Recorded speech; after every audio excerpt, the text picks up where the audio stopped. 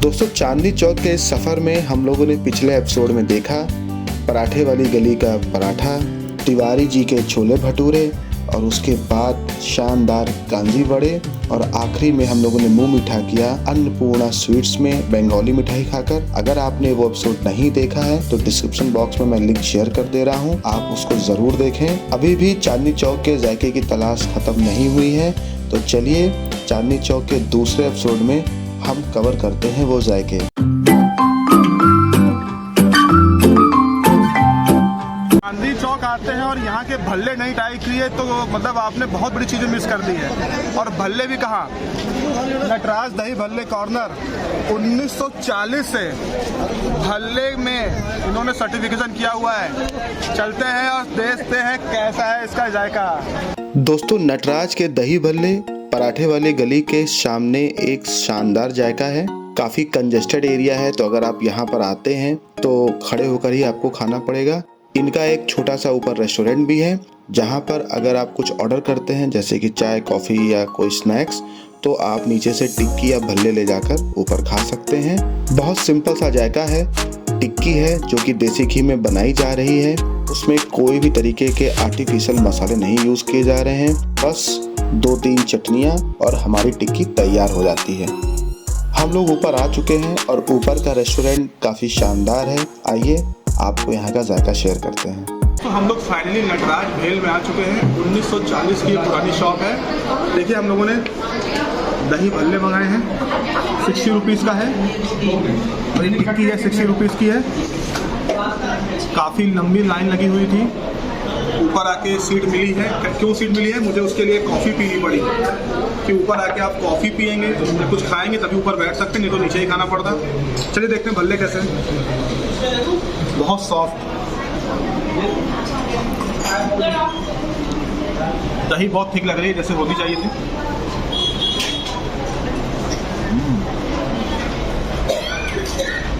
मीठी मीठी दही, सोट की चटनी, बहुत बढ़िया।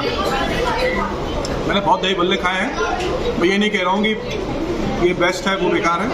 वो अपनी जगह बहुत अच्छे थे, ये अपनी जगह बहुत अच्छा है, कमाल का जाएगा। अब हम लोग टिक्की खाने जा रहे हैं। टिक्की में इन्होंने टिक्की डाला है, चटनी डाला है, ऊपर से दही डाला है, कोई मसाले नहीं डाले हैं। बहुत सादी और प्लेन टिक्की है। देखते हैं।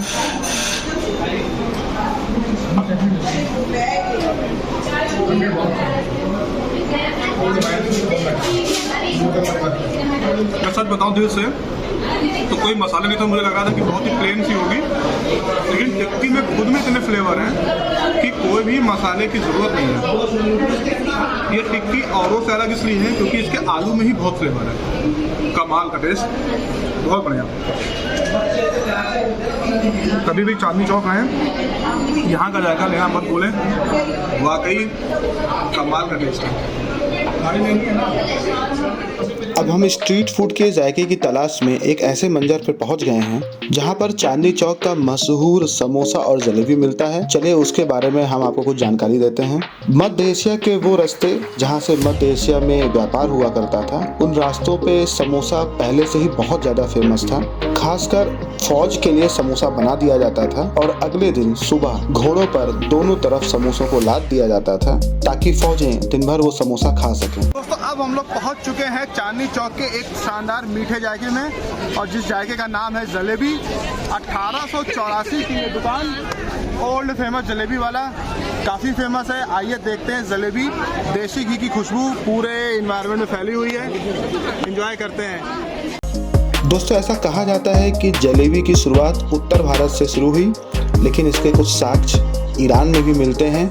जो भी हो, आज की डेट में जलेबी भारतीय जायका है जो कि विश्व प्रसिद्ध है। जलेबी, जिसको ईरान में जुलेबिया कहते हैं, जांगरी दक्षिण भारत में बोलते हैं, जहांगीरी उत्तर भारत में बोलते हैं। नाम में क्या रखा है, हमको तो जलेबी का जायका लेना है। दोस्तों, इस चांदनी चौक की सबसे बेस्ट पार्ट क्या है कि यहाँ इस तरीके छोटे छोटे बैठने के पत्थर लगे हुए हैं। गलियों में खड़ा होना बहुत मुश्किल है क्योंकि। और जलेबी देखिए काफ़ी मोटी, मैंने एक बार बनारस में सर जलेबी खाई थी। आज यहाँ देखते हैं किसका जाएगा कैसा है।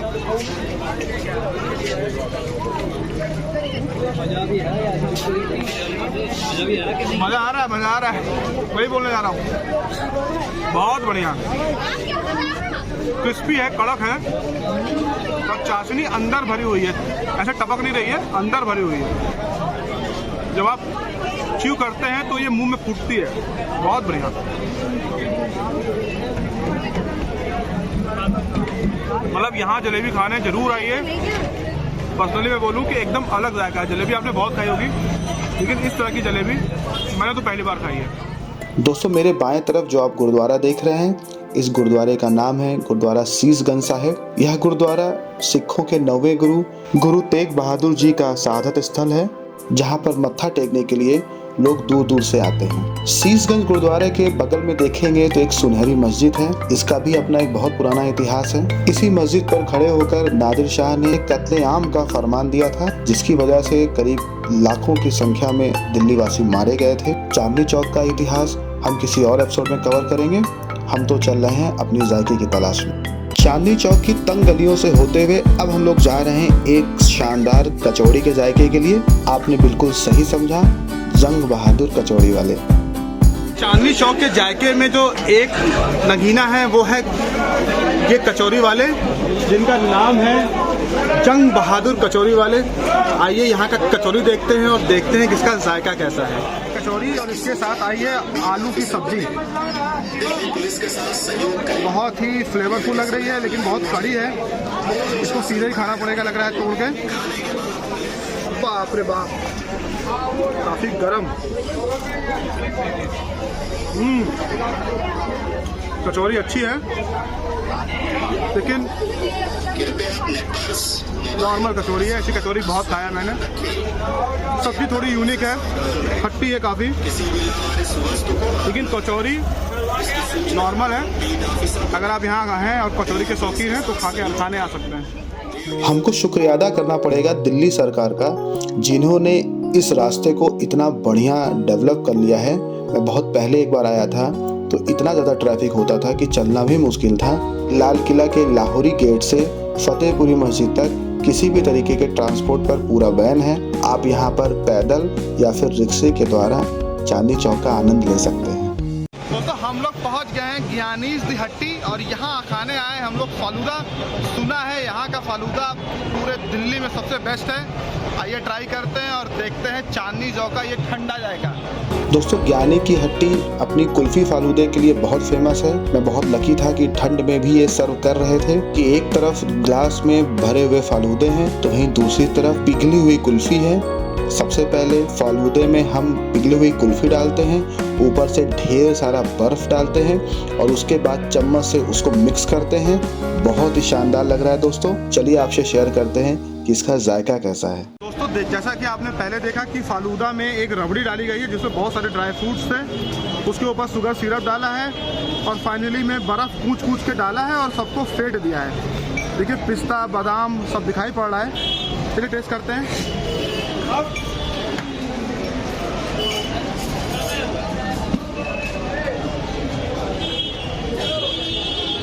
बहुत फ्लेवरफुल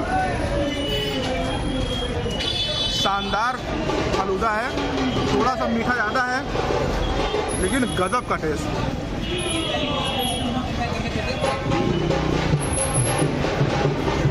बहुत बढ़िया। चांदनी चौक टहलते टहलते हम लोग फाइनली अपने डेस्टिनेशन में पहुंच गए हैं, यानी कि दिल्ली स्टेशन। अब मैं यहाँ से निकल रहा हूँ अपने घर के लिए। काफ़ी शानदार और बेहतरीन अनुभव था। इतना भीड़ वाला इलाका, ट्यूसडे का दिन है फिर भी इतनी भीड़ थी। मैं सोच रहा था कि अगर संडे को आता तो क्या हालत होती। सारे के सारे जायके बहुत सुंदर थे, बहुत अच्छे थे, लेकिन मेरे लिए अगर सबसे बेहतरीन जायका था तो पराठे वाली गली का पराठा था। उससे अच्छा जायका मुझे लगता है कि उसके कंपेरिजन में कहीं थोड़ा कम है, लेकिन बाकी के जायके बहुत अच्छे हैं। आपका अपना एक अनुभव, आपका अपना एक मत हो सकता है। मेरे लिए वो बेस्ट था। कभी भी दिल्ली आपका आना हो, चांदनी चौक जरूर आइए। शॉपिंग का तो हब है ही, फूड भी इतने बेहतरीन है एक साथ इतने तरीके के जायके आपको किसी और शहर में नहीं मिलने वाले हैं, या किसी और शहर के किसी एक जगह पे नहीं मिलने वाले हैं। तो यहाँ पर जब भी आइए, जायका खाइए, एंजॉय करिए। आपको एपिसोड कैसा लगा मुझे ज़रूर बताएं। चैनल को सब्सक्राइब और लाइक करना मत भूलें। मिलते हैं एक नए एपिसोड में।